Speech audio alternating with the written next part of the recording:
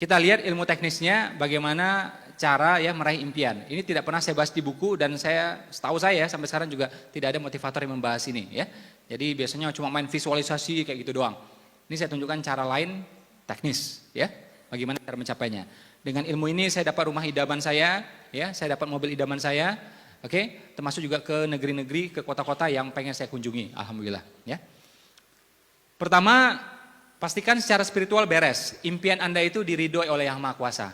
Contohnya gini, Anda pengen Alphard, ya. Kenapa Alphard? Oh, Alphard keren Mas Ibo. Nah, itu faktor Allahnya nggak ada itu. Tapi kenapa kita pengen Alphard? Agar Pak ya, ini ibu saya bisa naik dengan nyaman. Agar istri saya bisa nyaman. Oke?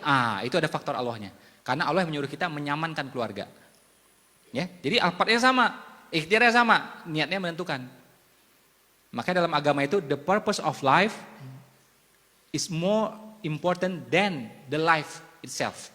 Tujuan hidup lebih penting daripada hidup itu sendiri. Hidup 70 tahun, tujuannya salah. Ya, hidup 70 tahun, tujuannya salah. Salah semuanya, nggak ada artinya semua. Tapi umur cuma 35 tahun, tujuannya benar, selamat dia. Tujuan hidup lebih penting daripada hidup itu sendiri.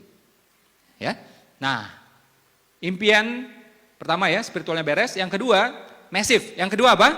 Massive. Yang kedua apa? Massive. Kurang kencang. Apa? Massive. Libatkan orang banyak. Ya. Kayak kita di sini, ya, libatkan orang banyak, nggak berjuang sendiri. Jual sendiri kelamaan, ajak orang lain. Yang penting apa? Mau berbagi. Kuenya dipotong-potong, dibelah-belah. Nah, memang berkurang, persennya jadi berkurang, tapi kuenya membesar. Gitu. Ya, saya bangun kampus Umar Usman. Itu alhamdulillah nggak sampai setahun kampusnya berdiri. Kenapa saya kasih nama Umar Usman? Karena Umar Usman ini kaya dan dua-duanya developer. Ya, dua-duanya developer. Umar itu ketika meninggal, Anda bayangkan, Umar itu rajin sedekah, rajin wakaf. Tapi begitu meninggal masih tersisa properti 70.000 unit. Ya, nanti baca buku Fikih Ekonomi Umar ditulis oleh Dr. Jaribah, seorang dokter dari Mekah, ahli tasawuf dari Mekah. Baca tuh buku kalau nggak percaya. Ya, jadi masih tersisa propertinya 70.000 unit. Itu Umar. Ya. Nah, Utsman punya properti 2 gunung, Aris dan Khaybar. Itu Utsman, kaya banget, masya Allah. Ya, dan bukti-bukti kekayaannya masih ada sampai sekarang. Bahkan nomor rekeningnya masih ada. Itu Utsman. Nah, ini menjadi inspirasi bagi saya. Kasih nama kampus Umar Utsman, jelas positioningnya. Ya, itu kampus nggak sampai setahun bisa berdiri. Kenapa? Kita libatkan orang banyak. Alumni diajak, pembaca buku diajak, follower diajak. Akhirnya udah berdiri itu kampus cepat jadinya. Sekarang udah 5 tahun umurnya. Ya, positioningnya kuliah setahun jadi pengusaha, kuliah setahun jadi pengusaha. Ternyata janji itu bohong. Kenapa? Belum setahun mereka udah jadi pengusaha.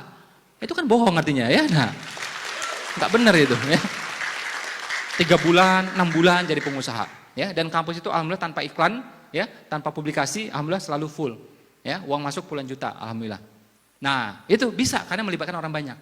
Saya ada bisnis tadi, alhamdulillah yang di bidang kesehatan, ya, trading, suplemen dari Inggris gitu ya. Alhamdulillah bisa menafkahi lebih dari 1.000 keluarga di Indonesia gitu ya. Lagi jalan sekarang. Ada lagi yang TK Khalifah, SD Khalifah, itu hampir 1.000 orang juga bekerja di sana.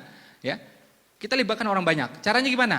Mungkin dengan franchise, mungkin dengan kemitraan, mungkin dengan keagenan, distributorship, resellership, macam-macam caranya.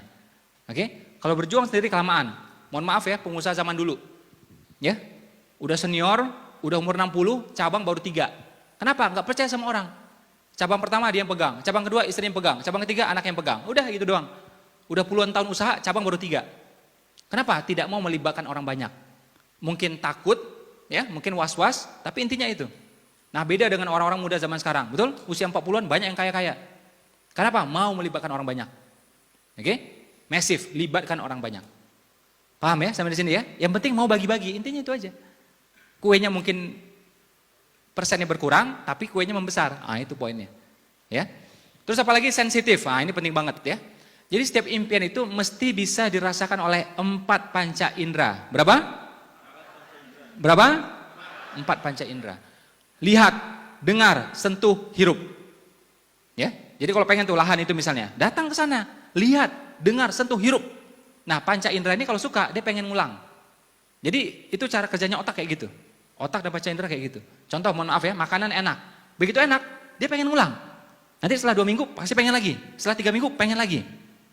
Mohon maaf, traveling juga. seks juga. Begitu enak, pasti pengen ngulang. Oke? Nah, tapi kalau Anda tidak pernah nyoba, gimana mau ngulang nih otak? Dia nggak punya cara menuju ke sana. Termasuk juga teman-teman yang punya rumah impian, mobil impian. Jadi lihat tuh mobil, mana yang mau itu? Ya, sentuh. Saran saya, langkah paling praktis adalah Anda sewa tuh mobil. Pengen Mercy, sewa tuh Mercy. Pengen BMW, sewa tuh BMW. Oh tapi Pak, saya naik motor Pak hari-hari Pak. Ya, sewa Mercy sebulan bisa 25 juta Pak. Gimana ini? Nah, pasang hukum yang berikutnya. Jadi kalau belum bisa besar, bertahap dulu. Kalau kita sekarang mohon maaf naik motor, jangan langsung Mercy. Ini otak ketawa malah jadinya. Ya, dia ngetawain. Gitu tuh. Hari-hari makan Indomie, tinggal di kos-kosan, di gang sempit. Oke, kadang-kadang nebeng lagi sama temennya. Pengen langsung Mercy. Otak ngetawain itu. Gitu tuh.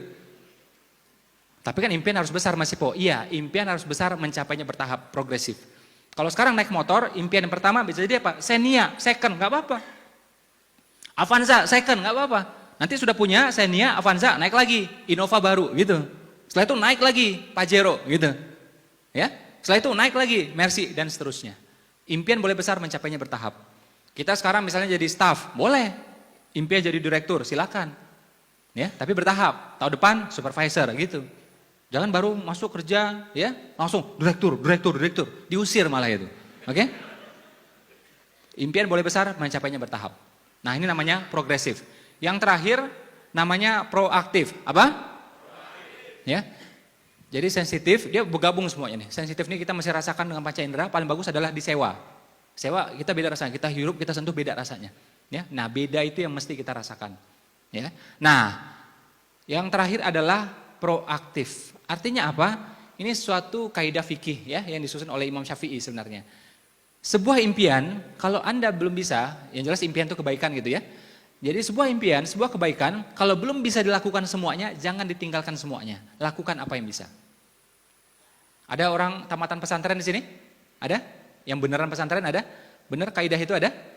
Nah, itu salah satu kaidah fikih. Sebuah kebaikan kalau belum bisa dilakukan semuanya, jangan ditinggalkan semuanya. Lakukan apa yang bisa.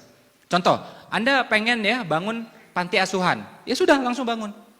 Oh belum bisa Mas Ipo, modalnya besar, ya ini bisa habis 120 juta. Oke, belum bisa 120 juta, apa yang bisa? Ya sudah anak yatim 2 taruh di rumah, bisa tuh?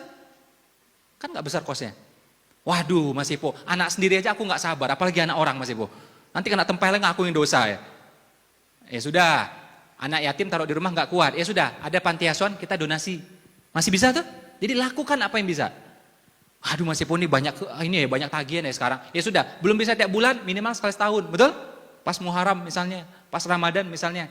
Jadi kalau belum bisa semua, jangan ditinggalkan semuanya. Lakukan apa yang bisa. Sembari kita bikin itu, nanti ketemu jalannya. Dapat apa yang kita impikan itu.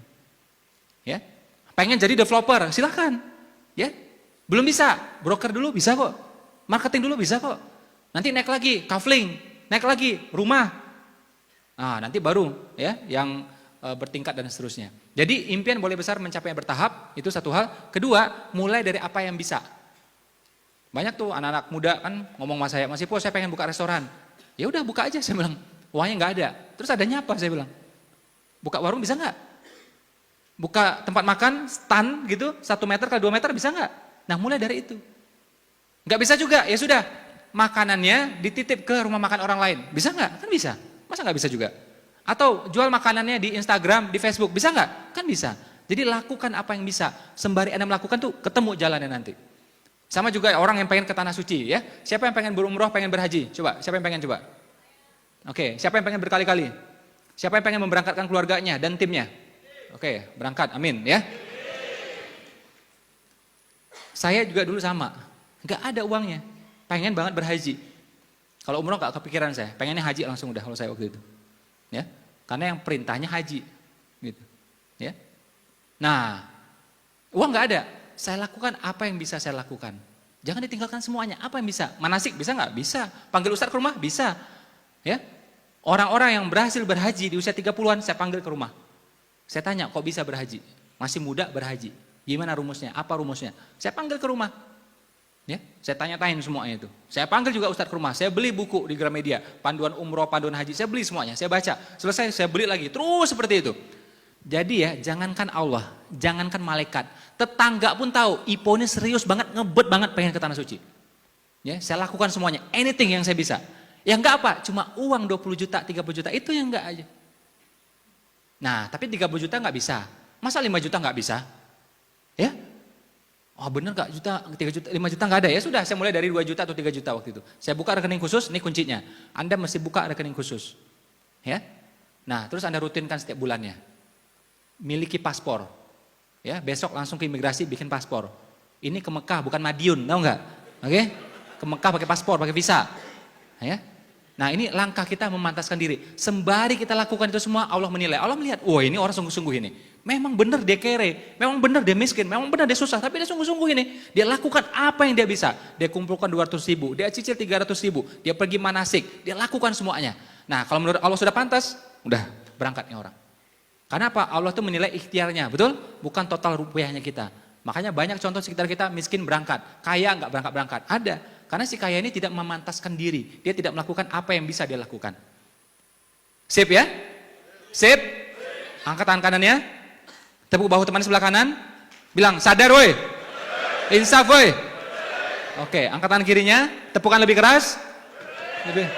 Sudah sadar. Sudah insaf. Oke, tepuk tangan untuk kita semua. Kurang kencang.